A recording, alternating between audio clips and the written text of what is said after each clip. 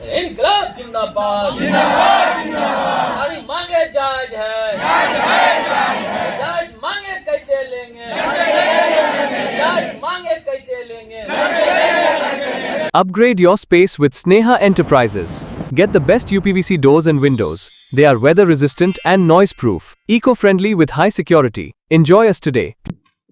हमारे साथ रामानंद जी हैं, जो मजदूरों के जो हड़ताल हो रहा है, जो अनिश्चितकालीन हड़ताल चल रहा है नगर परिषद बरौनी में, और आखिर इनकी मांगे क्या है और अब तक इस संबंध में कोई बातचीत हुई है नहीं हुई है, या फिर इनका क्या आगे का रुख रहेगा, इन तमाम बातों को लेकर उनसे बात करेंगे। लगातार जो देखा जा रहा है कि 5-6 दिनों से ये लोग हड़ताल पे हैं, और मैं भी लगातार इनकी मांगों को जो है, इनकी जो इनका हड़ताल उनको मैं कवरेज करता आ रहा हूँ। आज आप भी यहाँ पे आए हैं, क्या जानकारी मिली है आपको इस संबंध में, और क्या लगता है कि ये हड़ताल कब तक चलेगा और क्या इनकी मांगे हैं, बताइए। देखिए, सर्वप्रथम जो आपके इस चैनल के माध्यम से मैं आपको साधुवाद दूं कि आपने इस गरीब मजदूरों के सवाल पर आप अपनी उपस्थिति यहाँ दर्ज किए हैं, इसके लिए मैं अपनी ओर से आपको साधुवाद करता हूँ। सवाल मैं बताना चाहता हूँ कि Bihar local bodies employed federation Bihar के संयुक्त मोर्चा के आह्वान पर पिछले 30 जुलाई से लगातार सुबह बिहार के सभी नगर निकायों में सभी सफाई मजदूर कर्मचारी भाई सभी हड़ताल पे हैं, और आज तक सरकार के द्वारा इस 5-6 दिनों के दरमियान किसी प्रकार की ठोस कार्रवाई नहीं हुई है। इनकी प्रमुख मांगे हैं, क्योंकि सफाई मजदूर हैं और अभी सफाई और स्वच्छ सफाई और स्वच्छ सुंदर शहर हो, इसमें सबसे अति महत्वपूर्ण भूमिका अगर है तो इन सफाई मजदूरों की है, और इन सफाई मजदूरों की स्थिति आज दयनीय है। मैं आप सब आपके माध्यम से कहना चाहता हूं, सरकार को बताना चाहता हूं कि जान लीजिए कि इनकी ना सफाई तो ये करते हैं, लेकिन इनकी सुरक्षा की गारंटी आज तक नहीं हो पाई है।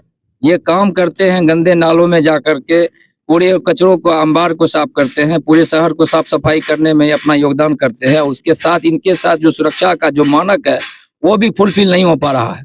इनके हाथ में ना ग्लव्स होता है, ना इनका जूता होता है, ना इनका सर में टोपी होता है, ना इनके मैंने पोशाक की व्यवस्था है। ये सवाल तो मूल रूप से जायज है ही है। इसके अलावे जो इनकी न्यूनतम मजदूरी जो बिहार सरकार ने तय किया है, न्यूनतम मजदूरी 426 रुपये, और अभी फिलहाल 5 या 7 रुपया फिर बढ़ा है 1 अप्रैल से बढ़ा है, तो उस माध्यम से जो सरकार की न्यूनतम मजदूरी है वो मजदूरी भी इनको उपलब्ध नहीं की जा रही है। और एक तरफ जान लीजिए कि सरकार जो है सो अपने आप में कहती है कि हम सरकार सभी का सम्मान कर रहे हैं, सभी की सामाजिक हित की बात कर रहे हैं, लेकिन सरकार की सच्चाई इन सफाई मजदूरों के सामने प्रस्तुत हो रही है कि सरकार इनको 436 या 32 जो भी तय है न्यूनतम मजदूरी वो ना मिलता है, इनको 370 रुपया, इन सभी लोगों को मिनिमम मैक्सिमम 8,000 से 8100 रुपया इनको मिलता है। अब जान लीजिए कितना बार्गेनिंग है। और आउटसोर्सिंग एजेंसी, क्या आउटसोर्सिंग एजेंसी, सरकार आउटसोर्सिंग एजेंसी रख दी है। जो मजदूर अपने आप में काम कर रहे हैं और आउटसोर्सिंग एजेंसी के माध्यम से उन मजदूरों के साथ दोहन और शोषण किया जा रहा है। कहाँ है नगर प्रशासन, कहाँ है जिला प्रशासन, कहाँ है बिहार सरकार? मैं उनसे सवाल जानना चाहता हूँ। आप एक तरफ कहते हैं दलित और महादलित का प्रेम जग दिखाते हैं, महिलाओं का सम्मान की बात करते हैं, हमारे बीच अभी बैठी हुई है तमाम महिला हमारी बीच बैठी हुई है सफाई मजदूर बहनें, लेकिन इनके साथ अन्याय हो रहा है, कौन देखने वाला है? मैं इन तमाम सवालों को लेकर के और Bihar local bodies employed federation का जो आंदोलन चल रहा है, इस आंदोलन का समर्थन बिहार राज्य अराजपत्रित कर्मचारी महासंघ पूरी मुस्तैदी के साथ कर रहा है, और इनका नेतृत्व भी हम लोग कर रहे हैं। इनकी वाजिब जो मांगे हैं, 3 प्रमुख मांगे हैं। इन सफाई मजदूरों को आउटसोर्सिंग एजेंसी ना हो, ठेका संविदा ना हो, इनकी जो सेवा है इनकी सेवा को अस्थायी करो, और अस्थायी नहीं होने तक में तब तक इनकी न्यूनतम मजदूरी जो भारत सरकार ने तय किया है, एक परिवार को जीने के लिए मिनिमम 26,000 रुपया होना चाहिए, तब तक इनको 26,000 रुपया दो, और इनके सुरक्षा की गारंटी करो। इनके कामों में अपना जो है सामान जो मुहैया होना है उसको मुहैया कराओ, और इनकी सामाजिक सुरक्षा की भी गारंटी करो। और तो मैं क्या बताऊं, यहाँ तो जो है लूट खसोट का अड्डा बना हुआ है।